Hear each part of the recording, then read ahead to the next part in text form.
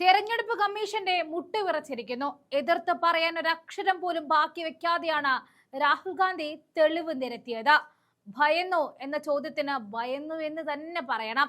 തെരഞ്ഞെടുപ്പ് വോട്ടർ പട്ടികയിലെ ക്രമക്കേട് ചൂണ്ടിക്കാണിച്ച ലോക്സഭാ പ്രതിപക്ഷ നേതാവ് രാഹുൽ ഗാന്ധി നടത്തിയ വാർത്താ സമ്മേളനത്തിന് പിന്നാലെ കത്തയച്ചിരിക്കുകയാണ് കർണാടക മുഖ്യ തെരഞ്ഞെടുപ്പ് കമ്മീഷണർ. പ്രസ്താവനയ്ക്ക് പിന്നാലെ തന്നെ കത്തയച്ചുവെന്ന് പറയുമ്പോൾ അക്ഷരാർത്ഥത്തിൽ വിറച്ചു പോയി എന്ന് തന്നെ പറയണം. തെരഞ്ഞെടുപ്പ് വോട്ടർ പട്ടികയിലെ ക്രമക്കേട് ചൂണ്ടിക്കാണിച്ച ലോക്സഭാ പ്രതിപക്ഷ നേതാവ് രാഹുൽ ഗാന്ധി നടത്തിയ വാർത്താ സമ്മേളനത്തിന് തൊട്ടു പിന്നാലെയാണ് കമ്മീഷന്റെ കത്തും എത്തിയത്. പേരുകൾ സഹിതം തെളിവ് നൽകണമെന്ന് ആവശ്യപ്പെട്ടാണ് കത്തയച്ചിരിക്കുന്നത്. വോട്ടർ പട്ടികയിൽ നിന്നും പുറത്തായവരുടെയും അനർഹമായി ഉൾപ്പെട്ടവരുടെയും പേരുകൾ ഒപ്പിട്ട സത്യപ്രസ്താവനയ്ക്കൊപ്പം പങ്കെടുക്കണമെന്നും തെരഞ്ഞെടുപ്പ് കമ്മീഷൻ രാഹുൽ ഗാന്ധിയോട് ആവശ്യപ്പെട്ടിട്ടുണ്ട്. രാഹുൽ ഗാന്ധിക്ക് അയച്ച കത്തിൽ തെരഞ്ഞെടുപ്പ് കമ്മീഷൻ സത്യപ്രസ്താവനയും അയച്ചിട്ടുണ്ട്. എന്നാൽ താനൊരു രാഷ്ട്രീയക്കാരനാണെന്നും ജനങ്ങളോട് പറയുന്നത് എന്താണോ അതാണ് തന്റെ വാക്കെന്നും രാഹുൽ ഗാന്ധി തെരഞ്ഞെടുപ്പ് കമ്മീഷനോട് പ്രതികരിച്ചു.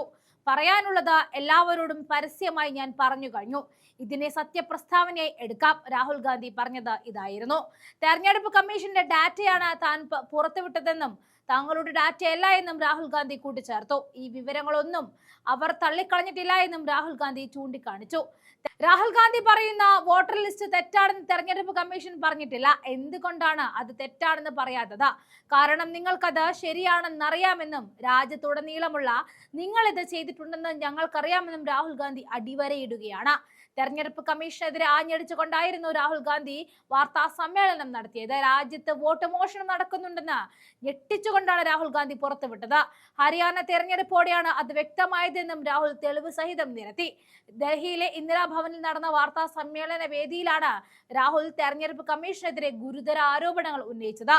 തെളിവുകൾ ചൂണ്ടിക്കാണിച്ചായിരുന്നു രാഹുൽ ഗാന്ധി ഓരോ കാര്യവും വ്യക്തമാക്കിയത്. മഹാരാഷ്ട്ര 5 വർഷം കൊണ്ട് ചോർത്തിയതിലും അധികം വോട്ട് 5 മാസം കൊണ്ട് ചോർന്നു. ഹരിയാനയിലും കർണാടകയിലും തെരഞ്ഞെടുപ്പ് തീയതികൾ മാറ്റിയതിലും സംശയമുണ്ട്. മഹാരാഷ്ട്രയിൽ 5 മണിക്ക് ശേഷം പോളിംഗ് നിരക്ക് കുതിച്ചുയരുകയായിരുന്നു. മഹാരാഷ്ട്രയിൽ 40 ലക്ഷം ദുരൂഹ വോട്ടർമാർ വന്നു. CCTV ദൃശ്യങ്ങളടക്കം 45 ദിവസം കൊണ്ട് നശിപ്പിച്ചു.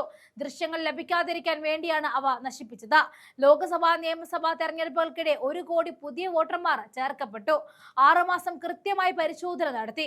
ഇലക്ട്രോണിക് ഡേറ്റ ലഭിച്ചാൽ 30 സെക്കൻഡ് കൊണ്ട് തീരേണ്ട ജോലി 6 മാസം എടുത്തു. ഇലക്ട്രോണിക് ഡേറ്റ കമ്മീഷൻ നൽകിയില്ല. നൽകിയ ഡേറ്റ ഇലക്ട്രോണിക് റീഡിംഗിന് കഴിയാത്തവയായിരുന്നു. ഇതാണ് രാഹുൽ ഗാന്ധി വാർത്താ സമ്മേളനത്തിൽ പറഞ്ഞത്. കർണാടകയിൽ കോൺഗ്രസ് പ്രതീക്ഷിച്ചത് 16 സീറ്റുകളാണെന്നും കിട്ടിയത് 9 സീറ്റുകളാണെന്നും രാഹുൽ ഗാന്ധി പറഞ്ഞു. നഷ്ടമായ ഒരു ലോക്സഭാ സീറ്റിലെ ഒരു നിയമസഭാ സീറ്റിനെ കുറിച്ച് പഠിച്ചു. മഹാദേവ്പുര നിയമസഭാ മണ്ഡലം. അവിടെ ലോക്സഭയിലെ BJPയുടെ ഭൂരിപക്ഷം 32,707. ഈ മണ്ഡലത്തിൽ 1,14,046 വോട്ട് BJPക്ക് ഭൂരിപക്ഷമുണ്ട്. ഒറ്റ നിയമസഭാ മണ്ഡലത്തിലെ ബലത്തിലാണ് ആ ലോക്സഭാ സീറ്റ് BJP പിടിച്ചത്.